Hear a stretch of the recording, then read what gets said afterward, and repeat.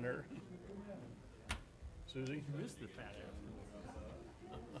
Not live. Estimate on how long. God, I haven't seen that name for years. Get a good feeling based on what the agenda was and With cold close. He called me when I first ran to see what party I was. Well, she's the absolute devil. Yeah. Phones are screaming. I said, well, I guess. You say I didn't Republican, see she anything on just there. hang up on it. That's what she said. You must be a Republican. I said, yeah, I've been a Republican all my life, except I don't vote that way.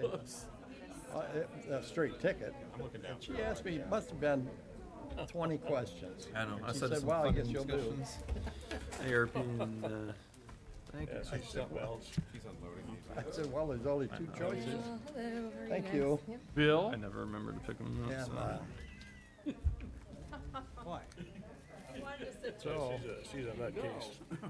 He knows what he did. Oh, Yeah, gosh, I hadn't heard that name for a long time. She's come up to these meetings Okay. Game on. time ago. See how it is. What our ploy is here. She must be gonna ask a question or something. Oh, that's nice.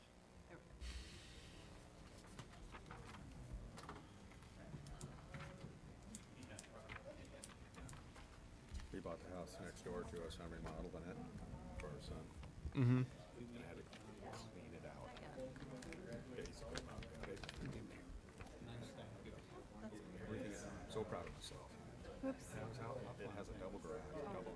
Yeah. Now I'm kind of looking around and it's like, hey, there's a hatch up there. He's not over up on a ladder bit like this.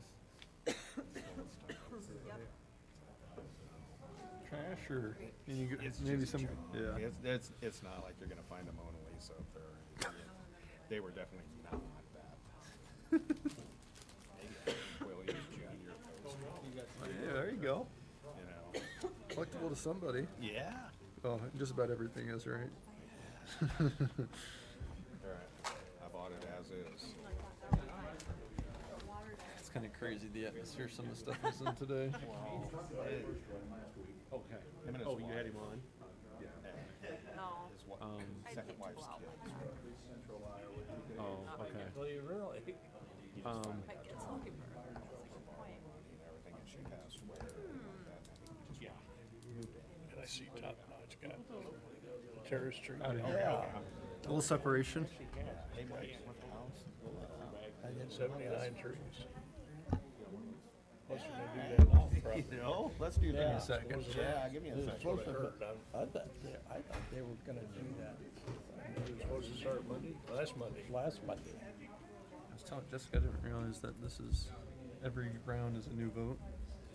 Really? I thought they would Yeah, have that all the one at Coliseum. ready to go after they had the pond. I was glad I saw it already. So I think we'll be fine for the That next they one. had I said more paperwork. I forwarded out. do. So it was just a You total guys had that likes. meeting, what, 2 weeks ago? It's every round's a fresh start. So it's Well, like I went down to 2 weeks ago. I don't know. If So they're doing it outside of the I doors. thought it was gonna Yeah, start there this is. I was past looking for Monday. Yeah. pretty cool stuff.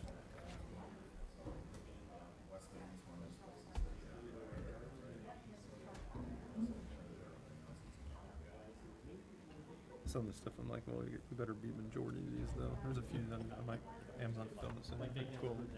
Like, we kept the character versus Yeah. the You big can go around and warehouse. see anything new and make it look cool. You gotta take something old and make it look cool. I think this West Park wetlands was kind of cool. I thought redoing, upgrading a park, and then the other one I thought was I saw Clinton Sports Complex, and all I thought was like tennis courts are so much more slick than that. Is. That's why must have been a, And I'm talking all of well, they, assuming it was mostly Hispanic. all the teams are having to go to He said they had 15 officers on duty and that wasn't near enough. Yeah. do like something like that. Well, Jesus Christ, they get to drinking and drink all day, you know, and they get wound up from the music. Uncontrolled beer, I mean, drink all, nobody watching it. There's plenty of land around here to be able to do something like that. Yeah, that's, I bet you would be He amazed. said he wanted to do 5 of them a year. I was asking, how the hell would you do that? they said you would I have. mean, they're used to, I mean, you go down to Mexico and they party all the time. I mean, it's like, I played growing they up. work their ass off, and then once a month they have parties. I mean, it's like, In the off season was indoor soccer or give it practice Saturday indoor. where you drink all We had a day. pretty slick complex down the road from Yeah. where I was at, so. we had Doesn't trouble need to be with, we had ginormous trouble with either. them at the leagues all the Fields time. though. I was kind They'd of bring in, they'd sneak in beer, and they'd want to stay, and wasn't have two fields. money's not an object. Well, and I grew up with these 2 fields. Yeah, they'll And that, spend whatever it takes to get I beer. don't know how you control it, I guess. Swift, JBS with all their teams, Oh, yeah. you know. That's why I think when they did the futsal courts, You tell me to watch some underage drinking. Well, that's just, Especially yeah, because there's that so was many tennis of them. courts up there, but that was all just like, and a lot of tennis courts. They said if it ever gets redone, it said it'd be better used to be something else. Think about these futsal courts are used all the darn time. So, it was a good use to transition that into what we did. Yeah. Mayor? Oh, You and I had. Otherwise, we could have been transported. Maybe I was don't know if he saw me. Be careful what you say. with my heels twice, and I'm still Exactly. Good. Comes the Carters. See you back. Taller, taller if you want. Oh, no, I'm I kidding. think just sounds like, what is it, Cassetta? It was a good weekend.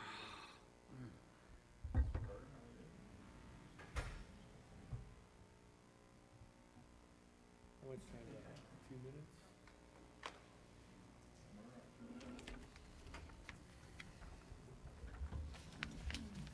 I wasn't what they were started with condescending. Nobody pull anything from the consent agenda? Nope, I just need to note the corrections. It's, We can do that? I want the bike trail up at my place, through my place. And I want downtown for the apartments and so on.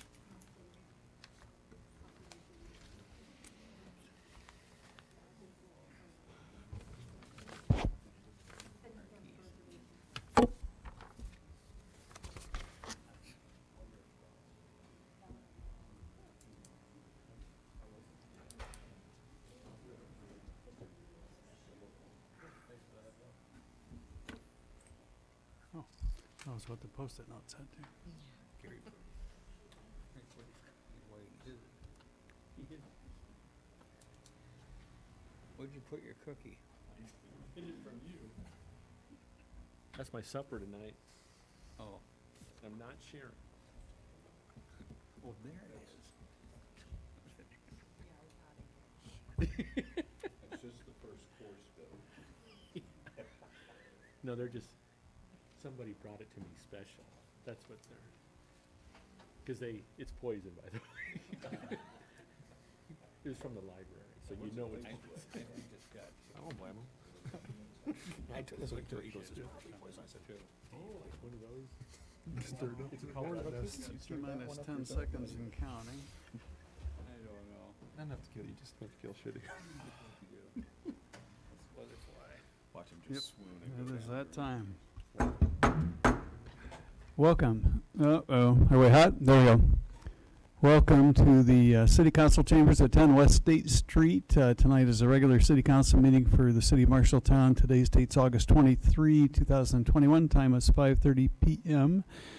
We are calling people to the meeting to order and give this notice to public that the mayor and council welcome comment from the public during discussion of any of the items on the agenda. To do so, you have to step to the mic, state your name and address for the record, limit the time used to present your remarks to 3 minutes or less so that others may be given an opportunity to speak as well. Speakers shall speak clearly and direct your comments to the mayor and city council, not to any councilor specifically, and it's at the discretion of the mayor and council to respond to specific questions and comments or to have staff respond during the meeting. Now that we've been called to order, would those able please rise for the Pledge of Allegiance? To the flag of the United States of America and to the republic for which it stands, one nation, under God, indivisible, with liberty and justice for all.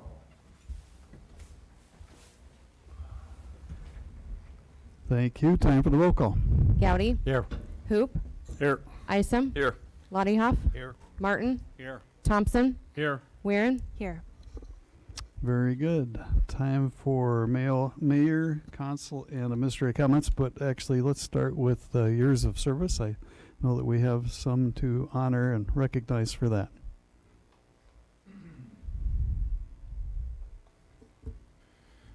Good evening, Mike Tupper, Marshalltown Police Department. So I'm here with Dan McCready, but before we get to Dan, I was hoping Sergeant Casey Varin would be here tonight.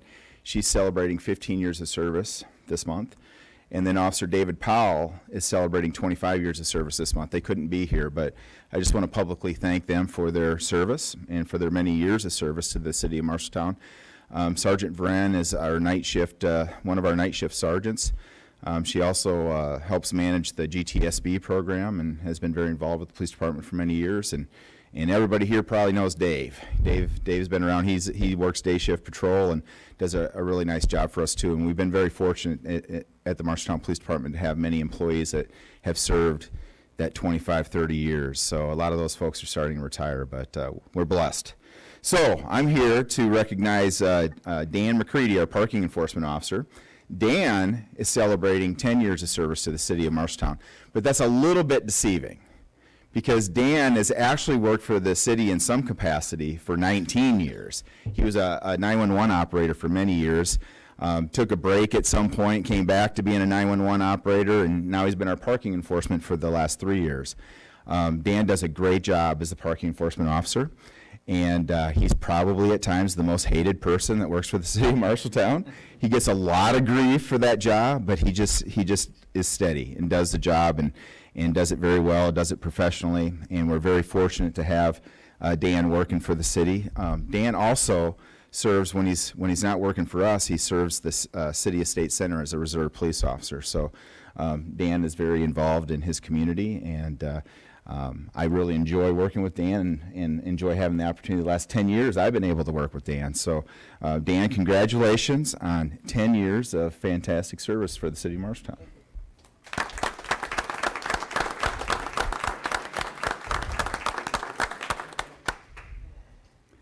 To throw in a personal aside, Dan knows that I've got him on speed dial, and he knows my route from home to work, and he's very responsive. Thank you. Appreciate that. Okay. Would anybody on the council or the city administrator like to make any remarks? 2 weeks ago, I mentioned that we were in the running for a People's All-Star Award from the Iowa League of Cities. First round voting ended today, and we beat Monticello, and so we are now up against the city of Pearson in the second round. So this will go on for basically another week, and then hopefully we'll be able to put out some more announcements that we're in the final four next week. So it doesn't matter how many Facebook accounts you have, you can vote from them all. So go to the Iowa League of Cities website and basically like or love the picture of the Coliseum in their event or in their photo album. Or if you don't have Facebook, contact Gary and he can help you. So, but please keep the votes coming because I really do think we have a great project that we need to definitely talk more about throughout the state. So this is getting us some great attention. Thank you. Thanks for getting us on there, too. For those of us challenged to see the small print or pictures on Facebook, it's a photograph of the inside of the gym. I had trouble figuring that out to vote for the first time of many. But thank you for that. Anybody up on the council dais wish to speak tonight? Very good. Let's go on to a motion to approve the consent agenda before calling for that motion. Let me ask our city clerk to advise of a correction to it.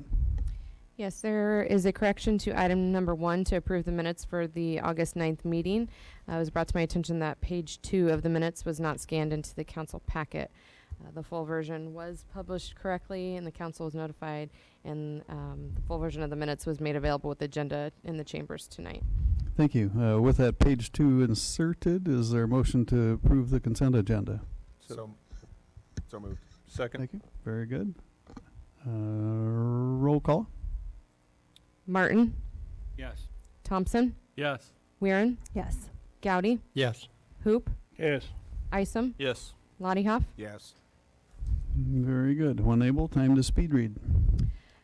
approve the minutes for the August 9th meeting and the bill list in the amount of $2,227,917.30. Appoint Chad Hammer to the library board. Approve a tree trimmer license for Top Notch. Receipt of the building permit report for July 2021. Resolution to approve the code building upgrade grant application for a second story at 207 East Main Street, Marshalltown, Iowa. Resolution to approve a 6-month extension of time to complete the facade grant work for 4 East Main Street. Resolution approving a 5-year agreement between the City of Marshalltown, Iowa and the Iowa Department of Transportation for the maintenance and repair of primary roads in municipalities. Resolution accepting bid and authorizing the purchase of a 2021 Chevy Silverado 1500 for the price of $20,875.50 and a 2022 Chevy Silverado 3500 HD for the price of $29,523.44 from Carl Chevrolet for the use in the sewer department. Resolution in support of the Marshalltown Central Business District's Main Street Iowa Challenge Grant application to the Iowa Economic Development Authority for 32 to 34 West Main Street, the Hopkins Building. Resolution authorizing a contract with U.S. Metal Builders for $360,000 for derecho repair work at the airport. Thank you. Very good. On to item G, motions. Would you read the first one and see if we get a motion to approve it? Motion to approve the beer garden and resolution allowing open containers on public ways for the 13th District Harvest Market, September 9th and September 10th. Move for approval, Your Honor. Thank you. Second. Very good. Discussion. So the 13th Street District will be hosting a harvest market, and they have asked to barricade the street from Summit Street to Fremont Street, including the public parking lot and Salvation Army parking lot. That area will be shut down, and they will be having a beer garden there. Yogi Bear is deja vu all over again. Seems like this is an annual recurring event, is it not? Yes, Yep. it is. Thank you. This year it is a 2-night event. They're having a car show the first night, and the second night will be the vendors. Very good. Let's call for discussion.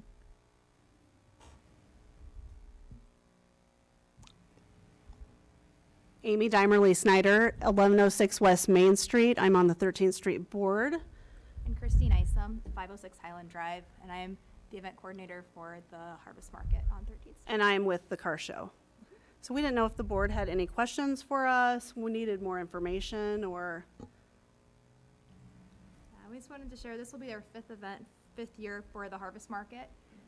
We've had great sponsorship and community engagement over the last 5 years and continue to grow each year. So the Harvest Market this year is going to be leveraging the same footprint as we used in 2019. And we had close to 2,000 people, which we were very excited about.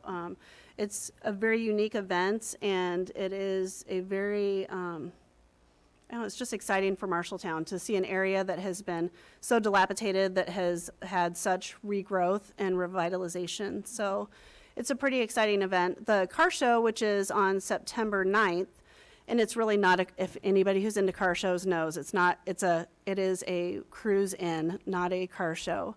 But we had 70 cars in 2019, so we are very excited about that. Who knows if we'll get as great of an attendance on that night, because it is a Thursday night, but we're very excited for that, so. Very good. Some of us want to know if the Flying Elbow will be occupied by then or not. Fingers crossed. Fingers Okay. crossed, yes. Very good. Their truck will be there if they don't have the doors open, right? I have high hopes. Yeah. I got a preview of the inside. It's going to be very nice. It's very exciting. Yeah. Your Honor. Very good. Yes, sir. I spoke with Garrett Goodman this weekend, and he said, knock on wood, September 1st. So he thinks they're really close now, but they thought they were close a I few other don't times. know if that too. was public knowledge, but now it is, Gary. Yes, it is. So, hey, if the mayor asks a question, if something's going to be part of your event, then yes. Okay, very good. Any other questions for these two? Thank you. Let's go ahead and call the roll. Lottie Hoff, Yes. Martin, Yes. Thompson, Yes. Weirin, yes. Gowdy, Yes. Hoop, No. Isom. Yes. Very good. On to the next one, if you would. Motion to approve the 13th Street District 5-day liquor license for the Harvest Market event, September 9th and 10th. That's kind of self-explanatory after the last one, but let's call for a motion and second. So moved, Your Honor. Second. Boy, I don't know. Let's go Martin on the motion and Lodahoff on the second. Yeah. And discussion on this one. I don't anticipate any. Any questions? Let's call the roll. Thompson, Yes. Weirin, Yes. Gowdy, Yes. Hoop, No. Isom, Yes. Lodyhoff, Yes. Martin. Yes. Very good. How about our third motion, please? Motion to approve the Thirsty Pigs LLC 5-day liquor license for the Oktoberfest, September 24th through the 26th. Move for approval, Your Honor. Thank you. Second. Very good. Any discussion on this one? Again, it seems like a recurring annual event. I see heads nodding yes. Anybody have any questions or comments up here? I don't expect public comment on this one either. Let's go ahead and call the roll. Lodyhoff, Yes. Martin, Yes. Thompson, Yes. Weirin, Yes. Gowdy, Yes. Hoop, No. Isom. Yes. Very good. That carried as well. Let's go to our fourth and last motion. Motion to approve a new liquor license for Golden Lin Asian Food Grocery Store. Move for approval, Your Honor. Second. And the printout shows it's because of a legal entity name change, it looks like. That's correct. Any questions or discussion by the council? Again, I don't anticipate any by the public. And by the way, because we've been revising the manual for these meetings, I had to read it again and discovered I guess I have a little discretion on whether we call for that or not. I don't think we're going to have any public discussion on it either. Let's call the roll. Martin, Yes. Thompson, Yes. Weirin, Yes. Gowdy, Yes. Hoop, No. Isom, Yes. Lodyhoff. Yes. Thank you. Very good. Before going on to resolutions, thanks 13th Street folks for being here. You don't need to stick around for the rest of the meeting. I just always feel better telling people that because I've seen people stick around till 9:30 p.m. just because they thought it'd be rude to leave. It's not rude. We expect that. And you're happy to stay. We're happy to have you stay, I mean. Let's go on to resolutions. That's item H. Would you read the first one, please? Resolution authorizing the City of Marshalltown to approve the submission of a water resources restoration project application for Clean Water SRF Water Resources Restoration sponsored project funds. A lot less fun than the 13th Street stuff going on, but is there a motion to approve this resolution? So moved, Your Honor. Thank you. Second? Second, Your Honor. Thank you. Discussion. Good evening, Justin Nickel, Public Works Director. For those of you that were on the council in 2017, you might remember that we've utilized this process before with the need to borrow funds to construct sanitary sewer projects. In the latter case, we used it to build the manhole and point repair project. We took advantage of the ability to then get sponsored project funds. Sponsored project funds are essentially a zero interest loan that get tacked on to the borrowing of that money for sanitary sewer rehabilitation projects with the intent of a clean water project. So our current project just wrapped up. It is the new parking lot behind the Tremont at First and Church. And so this is just the process of submitting an application.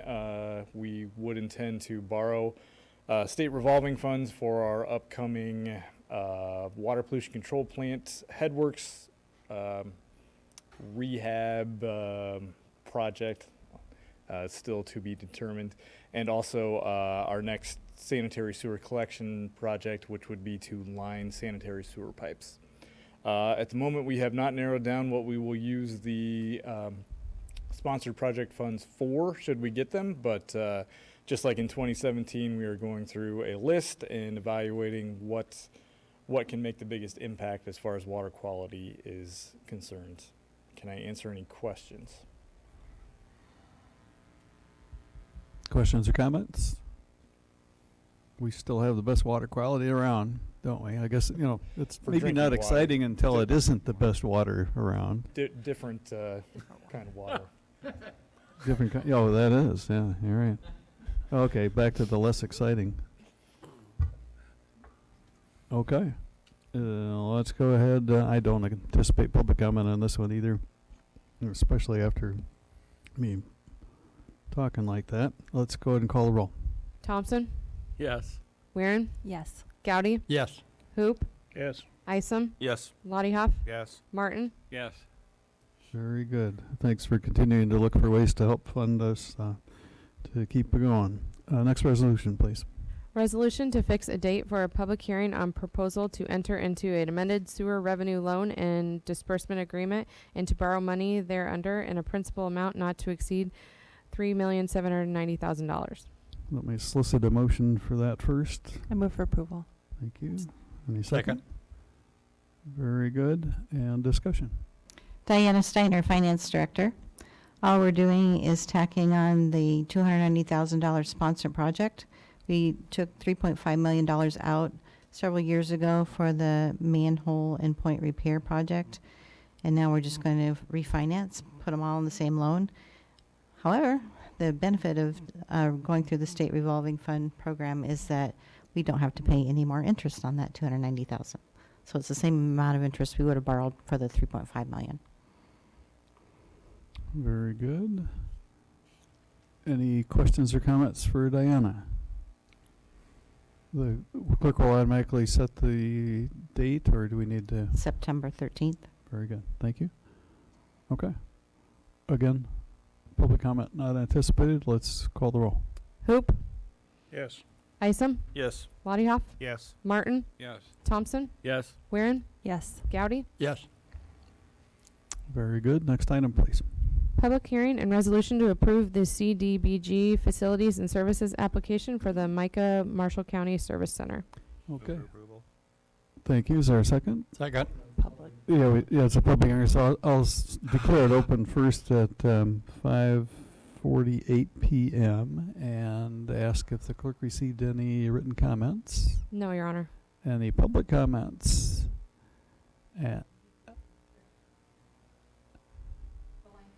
Thank you. Let's go to about 10 seconds.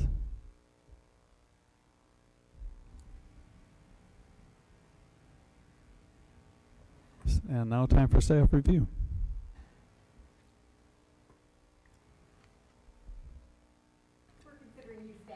Okay, very good.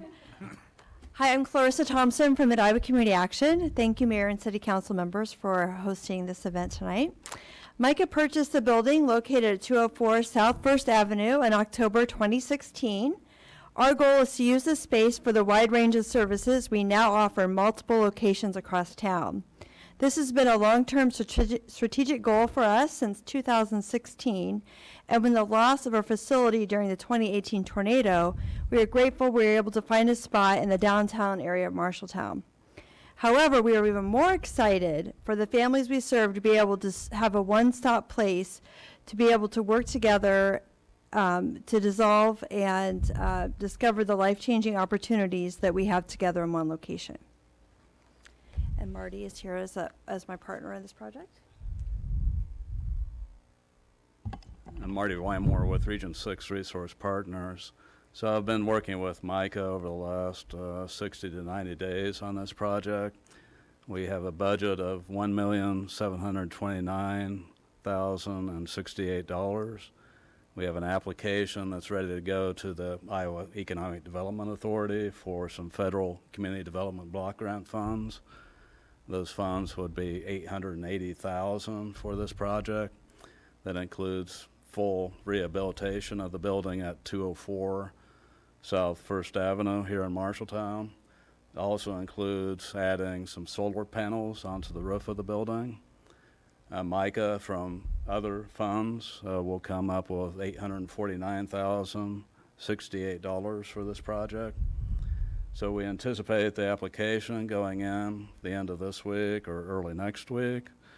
We anticipate a funding decision by the state in November of 21, and Mica could potentially go to construction sometime in the spring of 22. We would anticipate construction being complete roughly in the fall or winter of 23.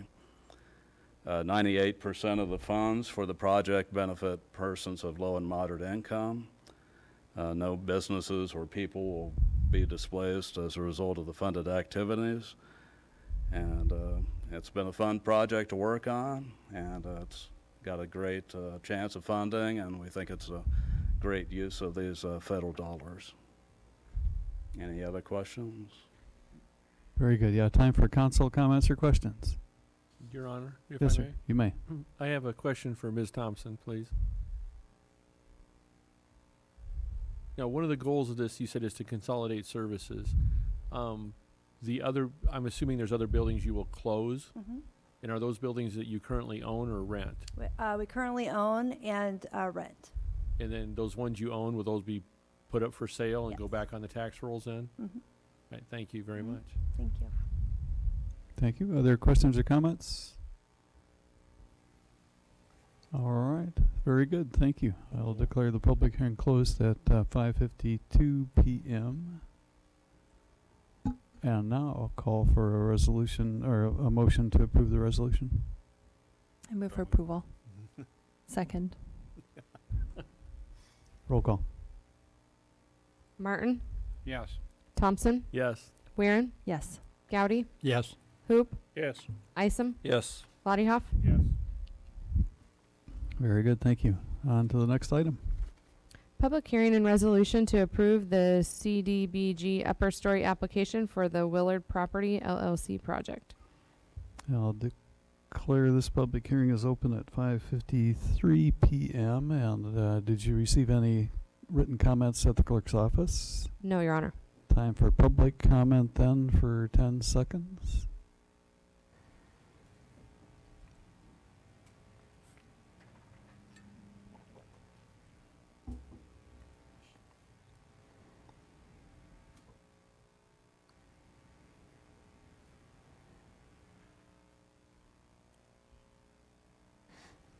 Looks like we've been unmuted about 10 seconds. And then time for staff review on this one. Marty Wymore again with Region 6 Resource Partners. This is a federal application that I guess I've been working on. I know the council has reviewed these project details at previous council meetings, but I guess since it's a federal application, I have to kind of review some details here with you anyway. Joe did a fine job presenting the project last time, so I'm not going to duplicate his efforts. We have an application in the amount of $1,039,740 for the Willard Property LLC project. The grant amount, which is from the CDBG source, is $550,000, and there's $489,740 coming from Willard Property LLC. This project includes $50,000 for some solar generation up on the roof. The project includes 5 rental units on the second floor of the Willard's building at 36 West Main Street. 3 of the units will be rented to persons of low and moderate income, and 2 will be at market rates. The application will be submitted August 31st of this month. We expect to hear back November of this month, and the project could potentially go to construction with this funding timeline that I've outlined in April or May of '22, and will continue for 12 to 14 months to complete. No displacement activities from the project, and as a long-time Marshalltown resident, it's lovely to see a project like this happening in Marshalltown. So. Thank you. Any council comments or questions? I'll declare the public hearing is closed then at 5:56 p.m. and call for a motion to approve it. Move for approval. Second. Thank you. Let's call the roll. Lottie Hoff, Yes. Martin, Yes. Thompson, Yes. Weirin, Yes. Gowdy, Yes. Hoop, Yes. Isom. Yes. Thank you, Marty, and thank you, Joe and Janelle Carter, for your efforts in this housing project. We've known about our housing shortage forever, and by George, we're getting some things done with it. On to the fifth item and last one in this category. Resolution pledging financial support in the form of tax increment financing to MHS Properties LLC for the renovation of the Willards building. Is there a motion? I heard a motion to approve. Is there a second to Second. that motion? Very good. Let's have a discussion about it. Yes, so we did discuss this at the last council meeting, but there was one change, and so there's a few things that have happened on this agenda to kind of explain. As we were before you at the last meeting, we thought that there was a $300,000 gap in total of the residential and the commercial project. So what Marty just mentioned to you as a little over $1 million project is just the residential piece. It's not the entire amount. What we found out through Deb at the Marshalltown Central Business District was that because of this funding source, the Community Development Block Grant, we could not apply for the Main Street Challenge Grant for the Willards building.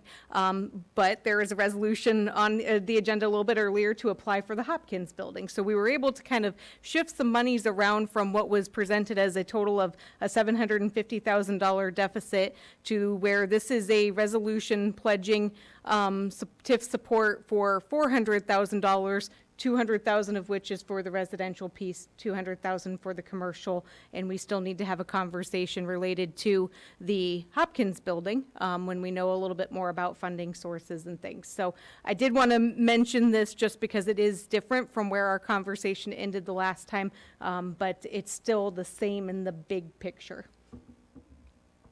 Any questions or comments for Jessica? Again, I don't anticipate, given the few number of people that have signed in remotely and people attending tonight, don't anticipate public comment on that as well. Let's go ahead and take a vote. Hoop, Yes. Isom, Yes. Laddiehoff, Yes. Martin, Yes. Thompson, Yes. Weirin, Yes. Gowdy. Yes. Very good. That carried as well. Let's go on to item I, which is ordinances. Ordinance 15022 to amend the Code of Ordinances, City of Marshalltown, Iowa by repealing Chapter 35, Council Manual. I'd entertain a motion first. So moved, Your Honor. Is there a second? Second. Let's have comment. So this relates to the council manual discussion that we had at the last meeting. When we recodified our ordinances in 2018, this was added in at that point in time. So there was not a separate ordinance to take action at some point to add this in. As I mentioned in my last memo, this is something that really sort of hinders the ability of you all to make some changes. I would like to say as we move forward in the future that we are amending this as we go so that we are on the same page. A good example is, electronic meetings, that's been something that has been our year in the last year at times that we've need to make those changes kind of as they're happening so we're all on the same page. So what is before you tonight is an ordinance to repeal the council manual from our Code of Ordinances. It is still something that has been adopted by resolution in 2017, so that version still exists as basically your adopted guide with the repealing here. And so we're recommending that we waive readings for this, but it's not a requirement. It would just be something we'd probably need to wrap up before we adopted a new manual, if that's likely to happen at the next meeting. So I'm happy to answer any questions you might have. Your Honor. Yes, sir. Jessica, I'm not sure you can answer this question. I may need Roger to answer this one. The manual that you said, was adopted in 17 had a requirement that it be reviewed every 2 years at least. I guess I need a legal opinion if that is a viable document in 2021. If we truly have that backup sitting out there that is enforceable. It remains a manual of the council. The fact that the council has not done a comprehensive review doesn't affect its validity. Okay. Thanks, Roger. Thank you, Your Honor. You bet. Any other questions or comments? And so I could entertain a motion to amend the motion to approve the ordinance by waiving the... Actually, you have to do the motion to approve the first reading and then a separate action to waive. Okay. Very good. Different vote Okay. Well, on this one, let's go ahead because so many people have probably read that whole manual. Let's give the public 10 seconds for comment.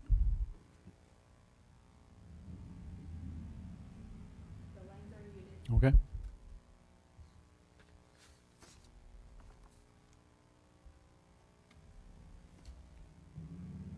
Time to vote. Hoop, Yes. Isom, Yes. Lottiehoff, Yes. Martin, Yes. Thompson, Yes. Weirin, Yes. Gowdy. Yes. And if I heard right, are we looking for maybe a motion to speed this one up by waiving further readings, or do we go into discussion items? If there is such a motion. Anybody want to speed it up? So move, Your Honor. Thank you, Ms. Martin. Is there a second? Second. Very good. That motion is to waive the second and third readings. All in, well, you don't get to go all in favor, do you? You'd think by now I would know that. Roll call. Lottiehoff, Yes. Martin, Yes. Thompson, Yes. Weirin, Yes. Gowdy, Yes. Hoop, Yes. Isom. Yes. Very good. Thank you. On to discussion items then, and I guess I get to read those. First one is discussion of disposal of dilapidated and dangerous properties. Yes, there's really is no backup on this, but it's something that I did want to kind of bring before you to get your opinion. We do have a policy on the disposal of property, which any actions that have come to you previously have been in contrast to that by putting out a request for proposal. And this would also be part of that as well, but it's another policy that'll be coming back before you at some point before the end of the year to update. And so I have kind of two situations that I've been approached with and would like to get your feedback. The first is I have at least two properties that are out there where I have had someone who is interested in them and has said that they would complete their own demolition should we move forward with selling it to them. I think that is a possibility by putting out a request for a proposal or quotation to have them identify a sales price of what they'd be willing to pay, but it would probably be something significantly reduced in order to basically have them demolish the property. The benefit is we don't have to pay for the demolishing of the property. The new owner could take care of it themselves at a probably cheaper rate than what we could do. The difficult thing is we'd have to write an agreement in such a way that we had some teeth in it and could come back if they did not do it by a certain point in time, and that's probably my biggest concern. And so I'm looking for some feedback as to whether or not this would be a process that you would be open to proceeding with. Myself, I don't have a problem with it as long as we can put the teeth in it to make sure that the property is taken care of. I would add that I think it's important that we ensure or have some assurance that the demolition and the backfill is done properly. That means taking all of the concrete out and proper fill and so on. I think that needs to be specified. Yeah, so that would be basically part of the agreement would be requiring them to get a demolition permit for the work. I'm curious about whether that includes hazardous properties in them as well, or is that why it may be a little less expensive for a buyer to do it than for the city to do it? If an owner is demolishing their own property, they do not have to comply with asbestos abatement and other things. Okay. Any other questions or comments or direction? What I will plan to do is before we would do a first one, I would bring it back to you just for your review, and so you at least knew which one it was, which ones they were potentially, and know what you'd be looking at before you'd have an agreement in front of you in a public hearing to sell the property. I suppose another question is always going to be the curiosity of what's planned for the building space. Is that something we can negotiate and find out, or do we just kind of have to take our chances with whatever the prospective buyer wants to do with the property after it's been raised? So there's two things. If it is in an urban renewal area, then you can take the best proposal. But I can tell you the two that we're talking about are not in those, that have been contacted about are not in those areas. And so it would just be taking the best offer, financially. Okay, thank Your you. Honor, Yes, sir. the only problem I see with this is I've noticed a trend in town that the loophole, as I call it, in our ordinances or zoning, whatever is, if I buy the property with the house still standing, I can put a garage on it or a Morton building or whatever, a secondary building. Then I can tear the house down, and now my neighbors have a lot next to them that doesn't have a house on it that has a garage only. And if we tear the house down, then they can't put a secondary building on it without a primary structure. Correct. So can we write something in to this if the person buys the house and tears it down, that they cannot put a secondary building on it before the building's torn down? We Because could I know of do, at least two incidences, one in my neighborhood and one over on Madison, where they did just that. They built state-of-the-art garages and then tore the house down. yeah, so I'd say we can do whatever you would like to do. There's kind of another mindset to think about there of what is the highest and best use of a property moving forward. And as a vacant lot, it doesn't have much taxable value. It's hopefully then being owned and maintained. But if you give somebody the ability to basically be able to build a garage, they're then paying taxes on that, and it's on the tax roll. So it is something where I think as we've come across these, where those have been questions that have been asked of how do you make this work, we've been willing to help people with that because it's trying to give them a higher and better use of what would be their two parcels combined without violating any city ordinances. Okay, but then using that logic, why wouldn't we open it up to all these vacant lots to just let people put garages on them then? Because these are adjacent property owners, so it's not like you have someone who is in the just trying to buy lot 2 and block 3 of a subdivision. Okay. That there's actually an adjacent owner, and they're filing an affidavit of non-severability as well, meaning those two lots proceed.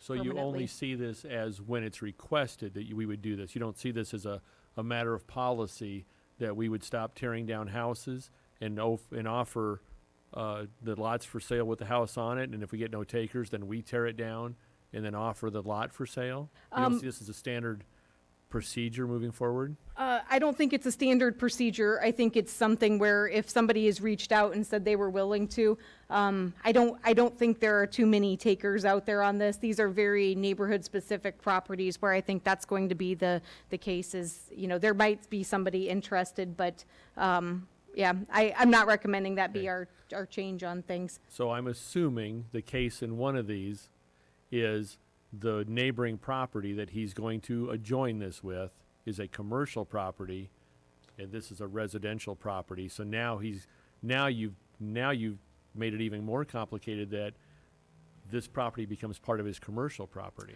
So the zoning for the existing residential property would still exist unless that person came forward with a rezoning application for the planning and zoning and council to ultimately consider. The zoning on the property does not change.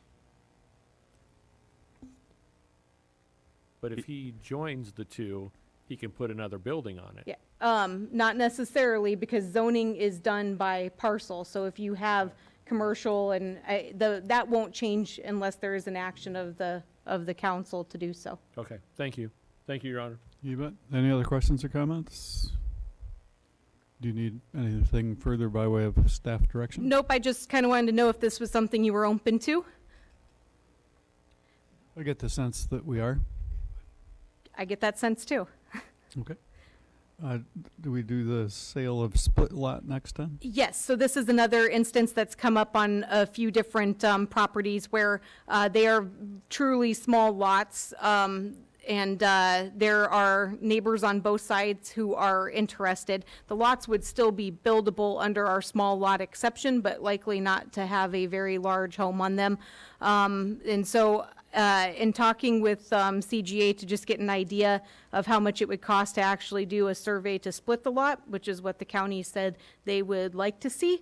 They said that's about a little over $1,000. And so If that is something that it could be paid, they're basically reimbursing our cost to split the lot for us to then sell the property for $1 each, if that would be something that you'd be interested in. So basically, me as neighbor A and Roger as neighbor C would be paying basically $500 estimated each for our parcel, but it would be reimbursing our cost to split it. There wouldn't be anything more to it.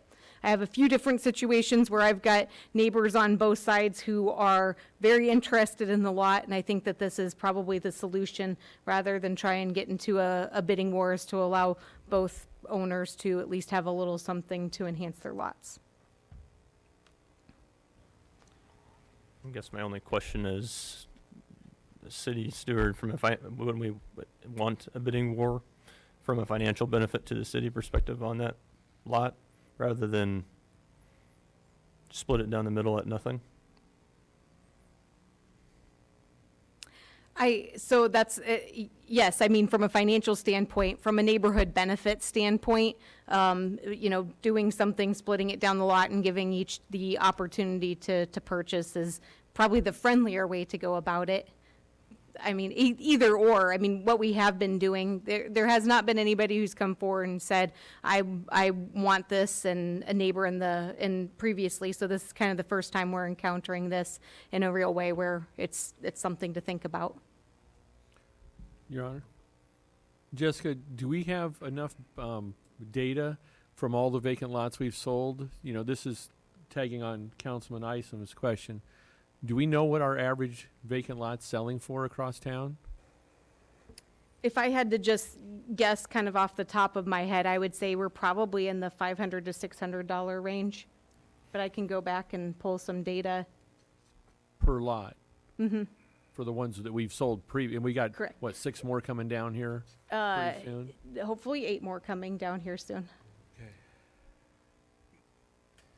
Jessica, if I were to buy a half lot or a split lot and so on, or somebody, could I put a tiny house on it? Does our zoning permit that yet? So that would be the requirement with this as well, that you would have to do this affidavit of non-severability. And so that would be considered an accessory building more than likely. So it probably would be something that, would potentially not be allowable. But we're not looking for these lots to be rebuilt on. It's basically to expand somebody's yard where their house is basically built to the lot line, just giving a little bit of breathing room. Where do we stand on tiny houses? Do we have any? There is an ordinance rewrite that is underway, but that's not really pertinent to the conversation at hand. I know it isn't. Thank you. Thanks, Michelle. Other questions or comments?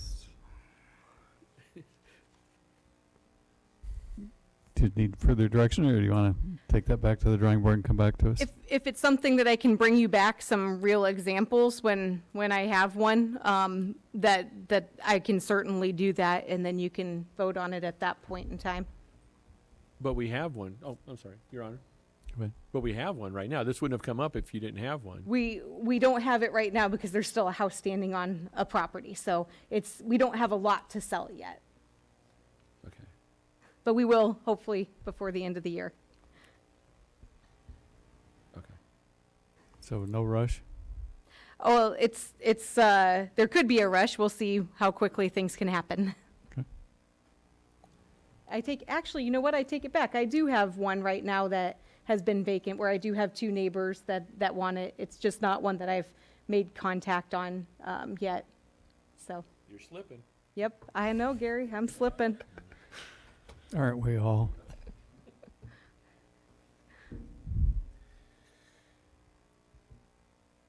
I'd say come back and let's see what you got. Okay, I can do that.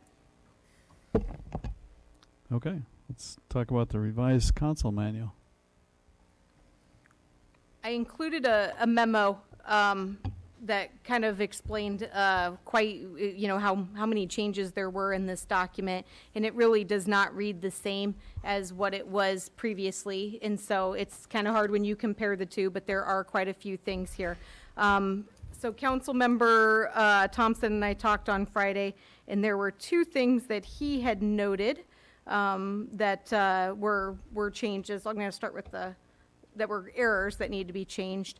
And this is on page 19 as well. The motion to appeal should not have the mayor as sort of the deciding person, because it is a motion to appeal an action of the mayor. So this needs to be struck and say parliamentarian, and then the language on page 19 that describes a motion to appeal needs to be changed as well. So that's one of the changes that I will be making.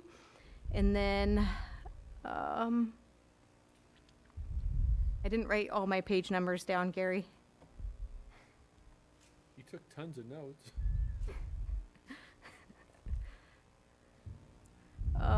Item K under public comment.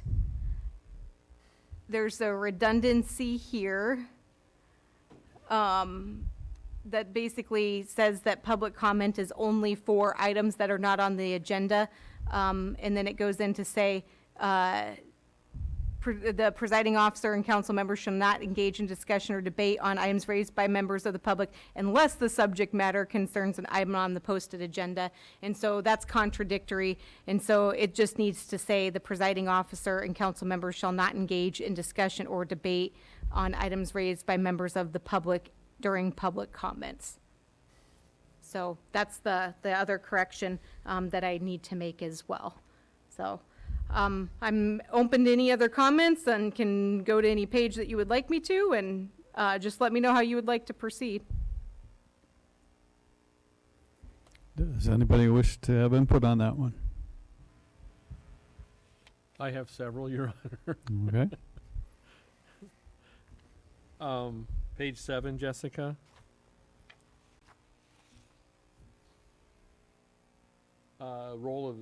Role of city staff at council meetings. Can I say you and I agree to disagree on this one? You can definitely say that. Yes, okay.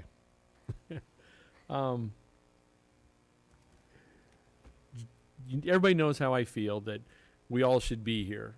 And I take that to the department heads, that in my opinion, they should be required, all department heads be required to be here at all of our 26 council meetings? 24. More than that with budget workshops. Right, 30 meetings, okay. So the department heads account for over $1 million in salary and benefits. I don't think it's asking too much for them to be here at these meetings. Jessica and I discussed comp time or days off, or, I threw out take Monday mornings off, come at noon. Today we talked about take Friday afternoons off. I don't care if there's flex time, whatever. I think it's more important to have the department heads here rather than be in their office.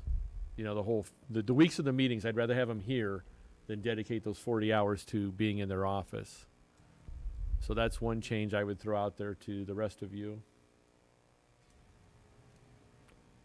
And just to give you kind of where I look at that is if I have somebody like, I think tonight could have been back to school night if there was a back to school night. If I had somebody who wanted to go to that instead of being here and we found a way to have their items covered, I'm more than happy to let them do those things. It is appreciated. I know you all appreciate it when department heads are here, but sometimes it just doesn't work that way. And so I want employees to feel that they have the freedom to do those things outside of work that they really want and need to do as part of their family life. If there's a way that they can either have no items on the agenda or we find a way to cover them otherwise. When you mention finding ways to cover them, are you talking about someone else from the department being here? Someone else from the department or me, perhaps. Like I keep thinking there was supposed to be a tree-related removal agreement on here where I was involved in reviewing the RFP and other things. There are certainly things that departments that are doing where I can speak to those directly as well because of my involvement in the process. But then you get into like Public Works where you might have like Troy is still here, for his item that was on the consent agenda. That's something, if Troy couldn't be here, Justin should could certainly cover. If Justin couldn't be here, Troy could cover, that type of thing. That we don't always need everybody here if there's a way to provide you the same information. Or if you feel like, this actually has happened quite a few times. I can think of a few council members where I'm talking to you on a Monday morning and you have a question. I know that department head's not going to be here, and I'm then trying to get you that answer before the meeting because I know that person won't be here to answer it. So I think it's more of what information do you feel you don't have in the packet that you need versus just having somebody up here who has maybe the firsthand knowledge to give you the background versus what's in the packet. Hopefully our packets are complete enough that you should hardly ever need anybody actually up here, that you have everything that you need in the packet to be able to make a decision. Other councilors wish to weigh in on this one? Your mayor? Yes, sir. Gary, I get where you're coming from. Comp time or not with regards to if it was required, you're a salaried employee. At least I'm expected to answer my phone if I'm off hours regardless from a work perspective. So, but that being said, I don't feel like at least my time on the council I've ever had an instance where majority of the staff isn't here and or the question isn't answered. So do I feel like we're being inadequately served in that manner from representation or information? I don't think so. I don't really, I guess, see an issue with how it's portrayed or written today. But that's just my personal opinion. Anyone else like to weigh in? Your Honor, only to say that I think the department heads and future department heads will understand that when they do come, they have the opportunity to talk with us and hear our opinions on things. They don't have to try to tune in from home or wherever. And we get to see them and we get to know them. And if I were in a position like that, I would probably show up most of the time. But I would like the opportunity to not if there's something else going on. So it seems reasonable to me to make this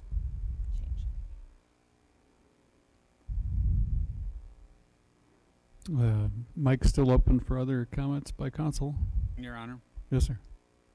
I guess I appreciate the professionalism of our department heads. I think this offers us totally the flexibility of meeting our informational needs or whatever. Jessica is almost always here, very seldom. And if there is a need, I do believe that the department heads make an extra effort to show up and offer the backup to the rationale and so on of the issue at hand. So both on flexibility and professionalism, I don't think there is a requirement or a need for everybody to be here every time. That includes council members, by the way.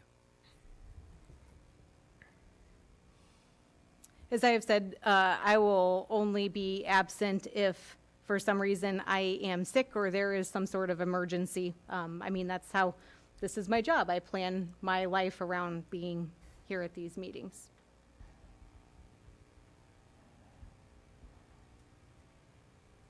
Well, my job requires me to be in Makokata sometimes, and so I think Ms. Warren for subbing for me. I'd hate to think that the positions up here were for only people that didn't have those other time commitments, and that includes city staff people as well. I will tell you that the way this is written, unless excused by the mayor or city administrator, it's a little bit like having the veto power. I almost forgot that I had it because I haven't exercised it. It's been a long time since any mayor did. And so I would expect, just like with a corporation, if you have a topic coming up that the board of directors is going to have to be addressing and the vice president of a department needs to be there to answer those questions, you as the city administrator will make sure they're there. And if they're not on, if it isn't on the agenda, seems to me like a lot of time by a lot of dedicated civil servants spending Monday nights here that really don't need to be here. Other council comment, though? Okay. let's leave that as a semi-dead horse and go on to any other items in the manual that we should talk about. Your Honor, Yes, sir. I'd like to see the 3-minute rule across the board, the whole document changed to 5 minutes for us and for the public.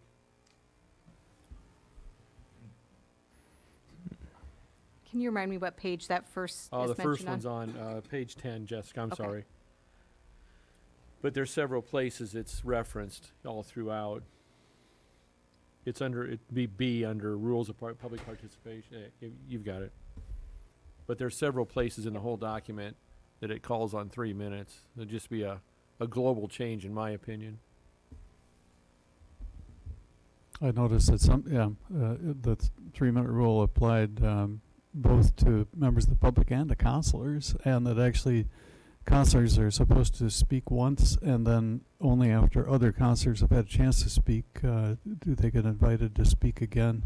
We've been kind of lax on that one. In my terms of pet having the peeves. 3-minute rule, I do have 2 3-minute egg timers up here. I do turn them over when somebody approaches the mic, and it's been really, really rare that I've had to invoke it, and only once that I can remember when somebody wanted to talk over the 3 minutes. But that's been my mayor's input after 3.5 years. How about other council comment? I actually just think 3 minutes is enough to get a point across. And the times when it's very important, in my view, is when when the council chambers are packed for an issue and almost everyone thinks they have to speak, even if it's repeating the same points over and over again.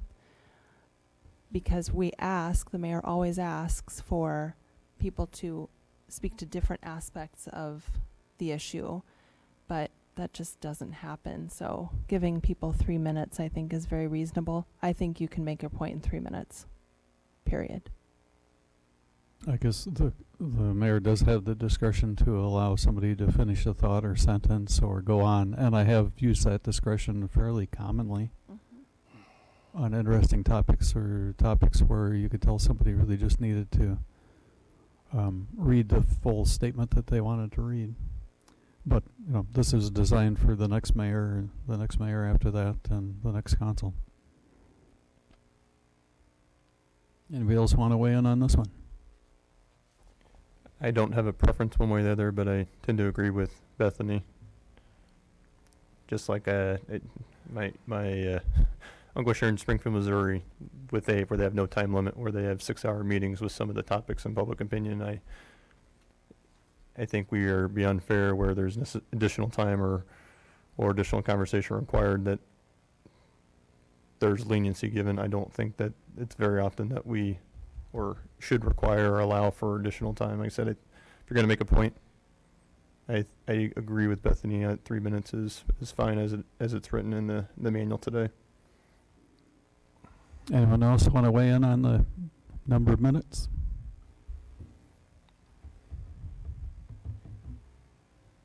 I really don't have I don't have a problem with the 5 minutes. We deal with some pretty complicated things. And I know from sitting down there and coming up and talking, sometimes it takes, some people aren't professional speakers that can get it right down to the 3 minute. I think I've only seen one time where someone went over. But as long as the mayor is willing to allow extra time for him to finish a thought or something like that, it would be fine. Anybody else?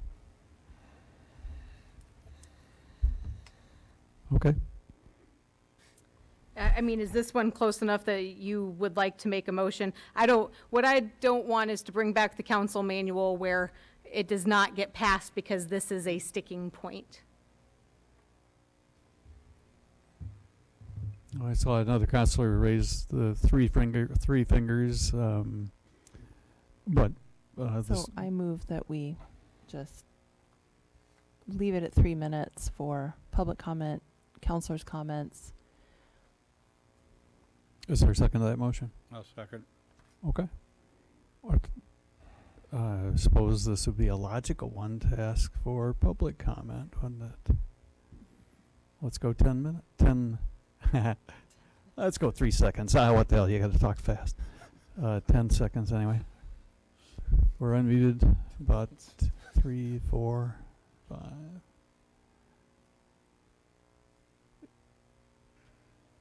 Okay, roll call. Thompson, No. Weirin, Yes. Gowdy, Yes.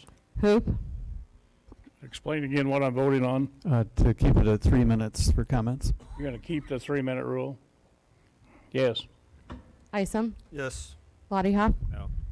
Martin, Yes. Okay. That carried on to any other item in the proposal. Your Honor, if I may? You may. Jessica, page 12. It would be, I think the first reference to it is H, resolutions. Oh, yours bounced down, didn't it? Yep, it's fine, yeah. Okay.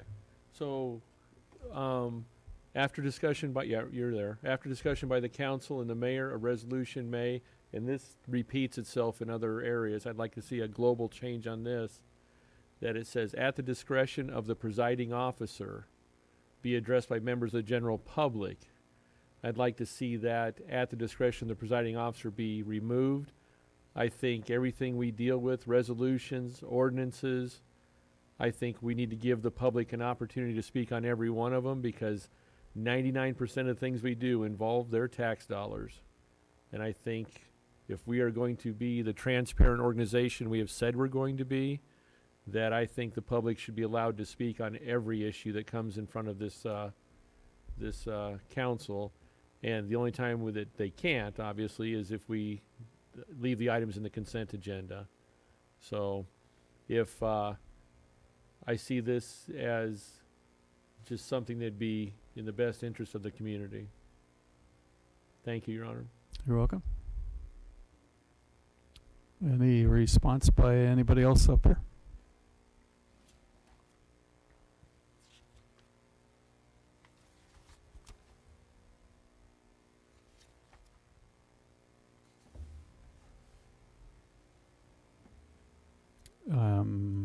I guess hearing no response, I could either entertain a motion to that effect, and we could go that formal way, or we could go on to the next item.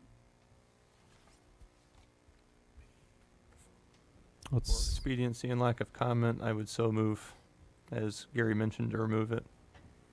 okay. Is there, I'm sorry, I didn't hear that. Based off of what you had said, you want to remove that, correct?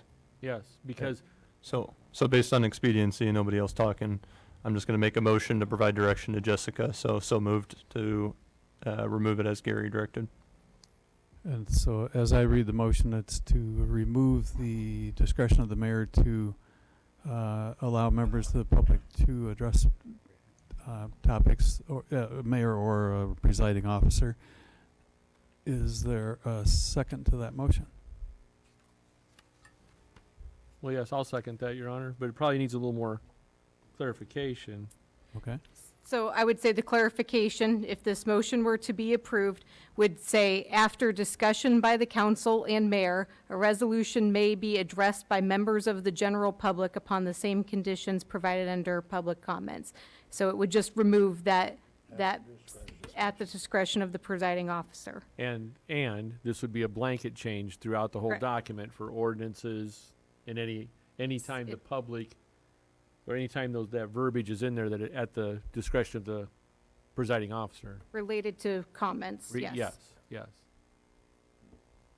Does anybody need further clarification of that motion before we call the roll? Call the roll.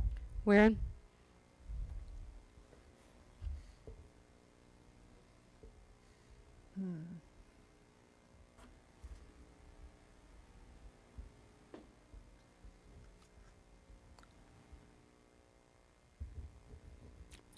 Yes. Gowdy, Yes. Hoop, Yes. Isom, No. Lottie Hop, Yes. Martin, No. Thompson, Yes. Okay, that one carried. Any other items? Your Honor, if I may, You may. the last one. please hold your applause over there. Motion to reconsider, which would be my page 18. I don't know if that one got bounced down or not, Jessica. I think it did, yep.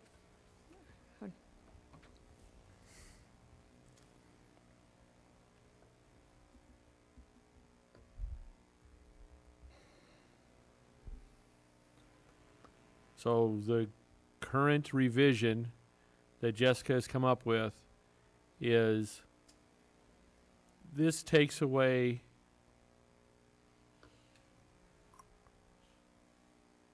well, we need to run different scenarios on this, but it takes away anyone losing a vote the ability to, what we had before was to bring it back for a revote.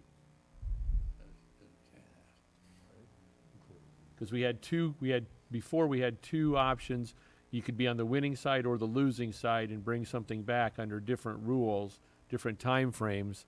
And this makes it, if I lose something 5-2, then I have no recourse until the next election.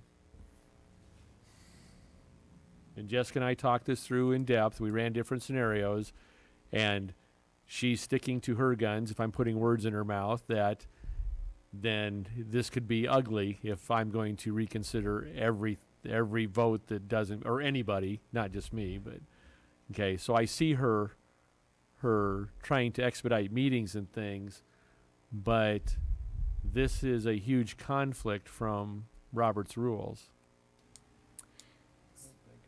So to clarify, because we had a very real example a few weeks ago where there were only 5 present, and after consulting with Roger, majority vote on the original motion was what seemed to make sense.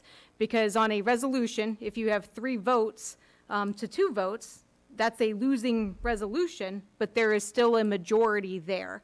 And so it provides sort of the ability to have clarification as to who is the majority. The majority could be someone voting against something. The majority could be or part of somebody voting for something. The majority is just a very well-defined term that I think does not lead to misinterpretation on this. And so I think that's really where this definition is coming from, was from the meeting where we had 5 present, and we had a motion to reconsider that technically would have been someone in the majority, Councilmember Thompson, who wanted that. This would have said clearly, yes, he was in the majority, even though it was a losing resolution. It was a failing resolution because it didn't have the minimum of the 4 votes. So I think this provides a lot more clarity than what we have had. I do get that it's not something that allows someone who is in a 5-2 minority or a 4-3 minority on the minority side to come back with anything, which is some language that we did have before. So again, I have some concerns about that. None of you have misused that in the past or anything. But it is something that could be misused if you did have somebody who felt strongly or contrary to things that they were not part of the majority side for. And if I may, I want to clarify something. I agree with Jessica that this is better than the confusing system we had, or the verbiage. It wasn't the system, it was the verbiage. This is better, but I just want to make sure that we take a moment, understand that this, I don't know what the future will bring. I don't know the circumstance. But this way this is worded, it really limits anyone's ability to get back on a soapbox and fight for something that maybe forgot to get said or fell through the cracks. And, shame on them, shame on me, whatever. But I just want to make sure before we go forward with this verbiage, this is going to be here until revised again. But I do agree, it is better than what we had. I don't think it's the right answer yet. I mean, I don't see it getting used that often, if ever. I mean, has it ever been used? Yes. I can't remember how many times in my tenure here, but it has. Okay. At least once. Well, at least once. I'm thinking probably even 2 times potentially. I'd have to look back. I agree with Your Honor, if I may. You may. I agree with Jessica on this. At some point, you have to let some things go and move on. I mean, we have and I can't see anybody up here at the table right now doing something like that. But if you give people the chance, I mean, it could open up a can of worms. And just to be expedient, and I don't like losing votes either. I don't. But when the council makes a decision, the council made a decision, and we move on. So, unless there's some extraneous, some kind of information that would come forward, I could go to Gabe and go, Gabe, this never even came up. Would you look at this? Gabe could bring it back. You just But, have to get somebody else. If everyone had the same information and we hashed it out and voted on it, that's just the way it goes. Your Honor, Yes, sir. in Councilman Lott, if I do want to address that, that's something we need clarification on too. It's part of this is we need clarification on what is a different iteration of anything that falls through. Like the recent example, coming out of this reconsider, a real example is 75% failed to the changing the debt capacity, but 5% different. Is that enough difference to be a different iteration? I guess we need some clarification. That will solve a lot of this reconsider stuff, like how much dollars, what percentage of dollars is enough to change the iteration? Is it $1, or is, what percentage of a percentage is enough? We need some legal guideline on, as part of this reconsideration, I think, because that's the way to round this is if it fails one meeting, you can get it back on the agenda for the next meeting at a different iteration, a different criteria. The word that we have in there is substantively different iterations. Sounds pretty subjective to me. Substantially doesn't appear to be. So I'm just throwing that out there because just what you said, that's the way to bring losing items back is, Right. and I don't want to do that if something's going to get challenged later on, that it's not substantial enough to be a different iteration. I don't know who makes that decision. Well, I think it's you all as a body that make that decision. That's 4 of you making that decision, subject to any sort of legal challenge that might come forward from someone else. But again, I'll reiterate, this is better than what we had. I would agree with that, because we were on the opposite end of the East Merle Hibbs when that came up to a vote for the money, and the no votes were the majority, and that opened up a lot of cans of worms with this, because then one of us, no voting, had to bring it forward in a special meeting, and so this is better than that scenario, but you also don't want to get into the other part of your question was as a resolution. I'm not necessarily think that you couldn't bring that back the next time and be, instead of 75%, bring it back at 74 or 73 or whatever. It's a totally new entity of what you're voting on. So to me, without legal advice, to me personally, I would think that would be sufficient. But having gone through some of these and a reconsideration, this is a little clearer. And I, I don't want to bring it up, but we're kind of setting a precedent here with possibly the 3 council not being here, and I hesitate to do some of this for 3, maybe possibly 3 new setting counselors that may have a totally different opinion of me. So they may bring this back up and say, I don't like that, So that's just my opinion of how this reads, knowing some of the things that we've reconsidered in the past. That's wisdom, I guess, for old age or whatever you want to call it, duration. Wisdom. We'll use wisdom. Is there general agreement to just keep it as it is? And obviously, new council members will get the council manual updated, as will all of you when the final version is there. And if that's something to be reconsidered, we can reconsider it.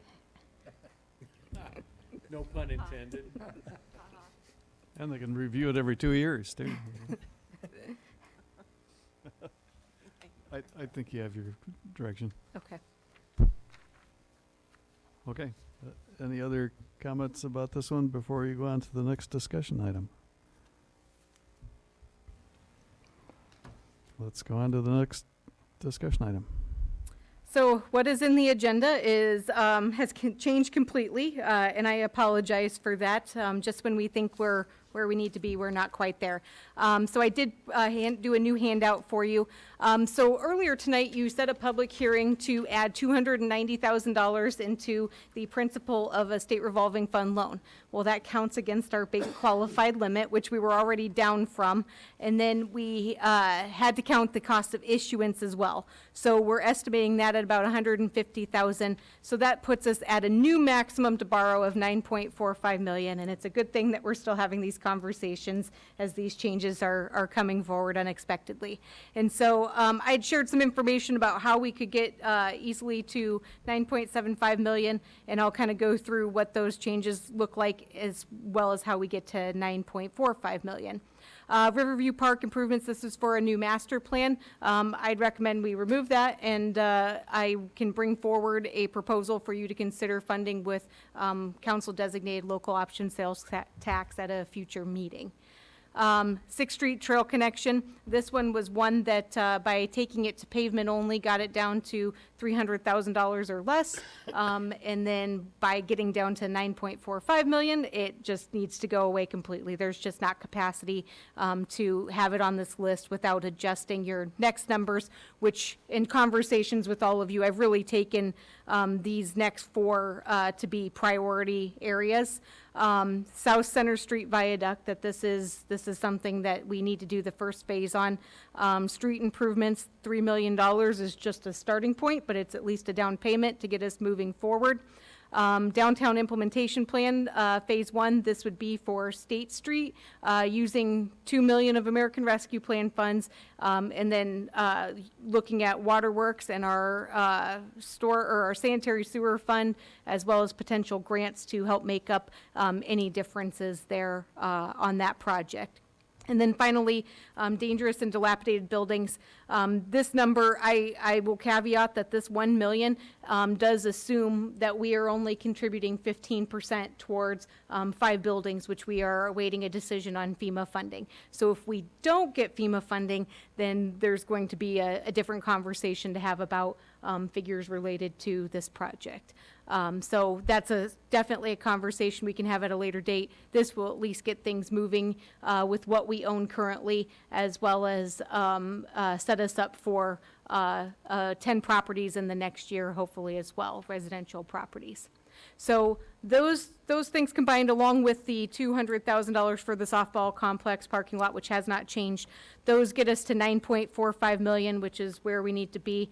And so I'm happy to answer any questions at this. I will also point out I did do some updating of the numbers to really reflect the debt capacity from where we know it now with the 0.5% assessed value growth.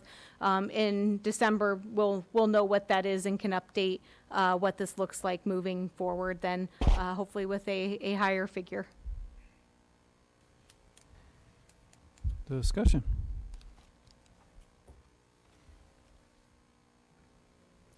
Your Honor? Yes. Jessica, how much cushion do we need in these? I mean, are you suggesting that we take it right to the $9,450,000?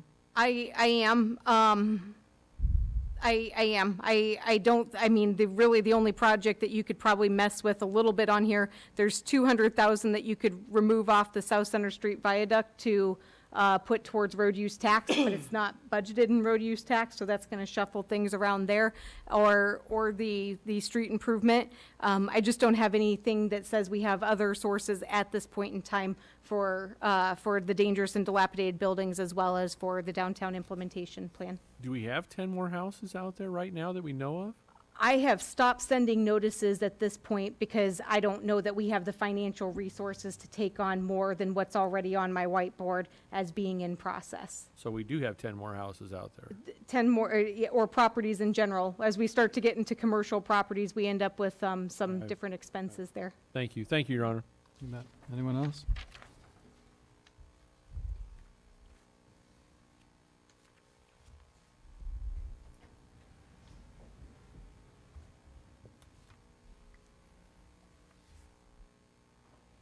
Okay. If this looks like something that is acceptable, then what we'll do is we'll move forward in getting that list to our bond counsel and to Maggie with Spear Financial to be able to start to move forward on getting a public resolution to set a public hearing ready. I think we have targeted the September 27th meeting, but we might go September 13th just to give ourselves an extra week and then hold it at the beginning of October, I believe it would be. I think it's a 30-day window. So that's one side of this conversation. The other side is the American Rescue Plan, which not much changed except for removing the potential waterworks projects. Really, based on our conversations, these two projects are the only things that need a commitment right now. There are other things that might come back to you.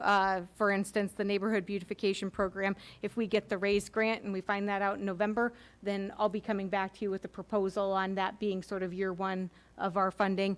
I'm hoping that we'll find out some more on some grants for impact to be able to say, hey, we don't need the city funding to do it. There's a lot of grant applications out there at this point in time. And then still working on kind of a low to moderate income housing program. I think the lead hazard remediation could come back at any moment for you to dedicate funds. If you were willing to dedicate funds, we might be running into a little bit of a construction season issue potentially. So that could be something that could be put off for a little bit longer for next year. And then, as I mentioned in my memo and last time, the general fund support at any level is not included in these totals down here. So if there's a decision about what you would want to put in the general fund for this current fiscal year, knowing we can always talk about future fiscal years in budget processes, that is possible to do as well. So, but there really is not action that is necessarily needed tonight, other than probably asking for a commitment to move forward with these two funding sources for those two projects. Does anybody have any objection to staff doing that?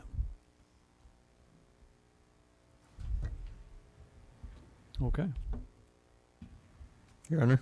Yes, sir. So Jessica, just curious question, when do we have to have all of the money allocated or promised into a specific project or otherwise? So it sounds like we have to have committed it all by December 31st of 2024. Funds cannot be on our hands. I think it says December 31st of 2026.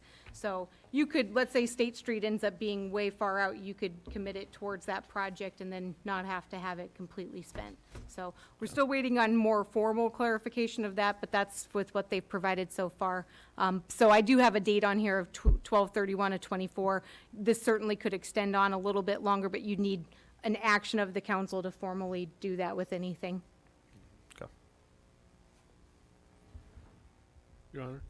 Yes, sir. Jessica, for sure it is 3973865? We know that for sure? We know that for sure. Okay. That's the paperwork that Diana signed on, and we've got half of that in our checking account. Okay, thank you. Thank you, Your Honor. You bet. Good to know. Thanks for keeping up on this stuff, man. Okay.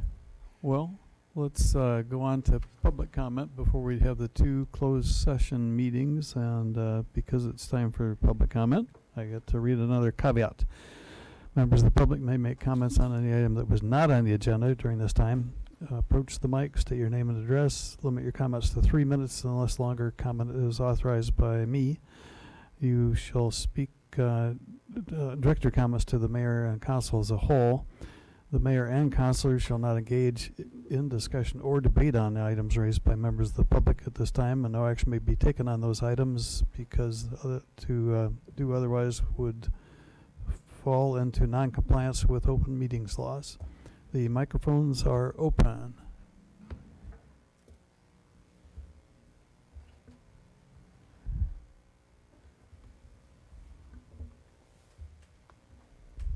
Good evening, everybody. My name is Jerry Angle. I own Big 8 Tire Center. I want to know what's up with the building west of me, the big green monster. Being that I own property across the street and I don't see, all I hear is a bunch of, I heard this and I heard that and I don't know. What's the program? Is the building gonna be done? Are we gonna be stuck with it? This is affecting my property, gonna affect my property if it stays looking like it does. I mean, I know they're working away at taking care of some things. I'm under the understanding that these are contractors who have been paid to do their job. But is the building gonna be completed? The city got themselves in something that they don't have a way out of and no recourse against someone else? What is the program?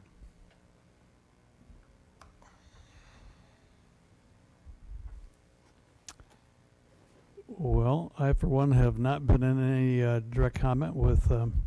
We can't respond to things that are not on the agenda. I was gonna, But we can follow up with Mr. Engel, outside of this meeting. I was headed there, but that shortened it.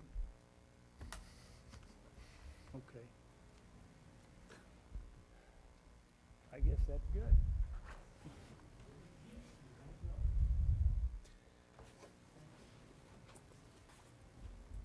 The microphone is open for others to speak. And seeing none, is there a motion to go into close?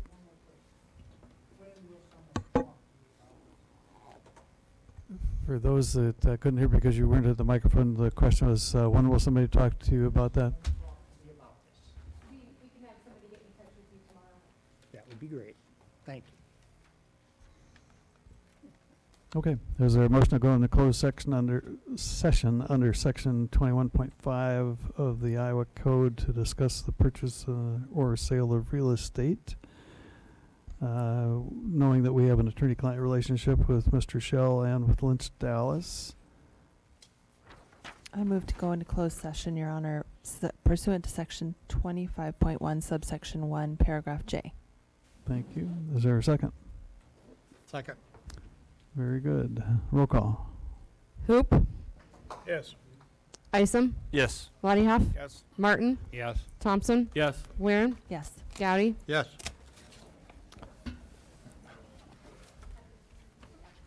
There's a few things, so we're still live on the go-to meeting. Should I leave the mics open too?